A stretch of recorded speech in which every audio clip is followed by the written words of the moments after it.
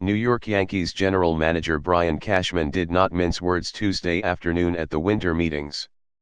He called Gerrit Cole his white whale and said, "We're playing the obvious game in free agency." The Yankees failed to sign Cole as their first-round pick in 2008, and again failed to acquire him in a trade with the Pirates 2 years ago. They would not be denied a third time. Late Tuesday night, Cole agreed to a massive 9-year contract worth $324 million to become a Yankee, more than 11 years after the team's courtship began. It is the largest pitching contract in history in terms of total value and annual value, shattering the record set by Steven Strasburg on Monday. Only Mike Trout, Bryce Harper, and Giancarlo Stanton have signed richer contracts in baseball history.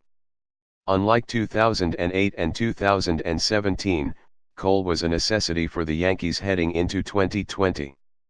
The club had missed out on numerous ace-caliber pitchers in recent years, including Justin Verlander at the 2017 trade deadline and Patrick Corbin last offseason, and that left them short in the arms race.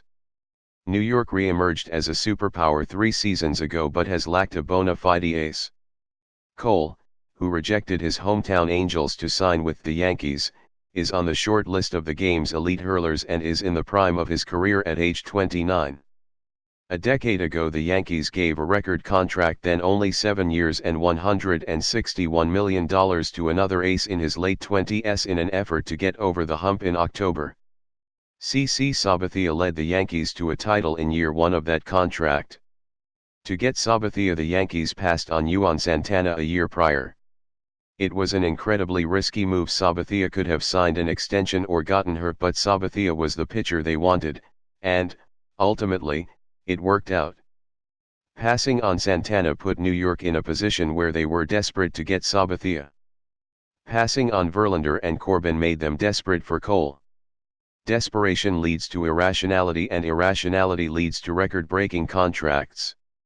There is nothing rational about giving a pitcher a 9-year contract. Cole's pact will likely look ugly come 2027 to 28, but with front offices having become mind-numbingly pragmatic, a little old-school free agent irrationality is almost refreshing. The Yankees were willing to be irrational to get Cole. Special guy. Obviously a great athlete, a great pitcher in the prime of his career, manager Aaron Boone said Tuesday when asked about last week's meeting with Cole and Scott Boras. The Yankees will now go into next season with Cole, who gets a stamp of approval from scouts and stat heads alike, atop the rotation, and Luis Severino, James Paxton, and Masahiro Tanaka falling in line behind him. Severino, Paxton, and Tanaka pitched New York to within 2 wins of the World Series this year. Cole was among those who stood in their way. Now he wears pinstripes. New York adds Cole to 2019's highest-scoring offense, minus new Philly Didi Gregorius, and an overpowering bullpen, and depth that borders on obnoxious. Every team lucks into a Joe Urshela now and then. When you do it as often as the Yankees, Urshela, Mike Tauchman, Luke Voigt, etc., it's a skill, not luck. They're smart and savvy, and still willing to blow free agents out of the water. Cashman has spent more than a decade chasing after Cole, first as a drafted player and then through trades, and now that he has him, the timing couldn't be better. Severino, Aaron Judge, Gleyber Torres, and Gary Sanchez are in their primes.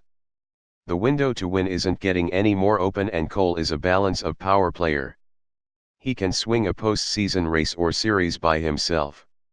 It's not easy to improve a 103-win team, but the Yankees did have a glaring need atop their rotation. Cole addresses that weakness emphatically. The money is outrageous, but outrageous talents commands outrageous dollars.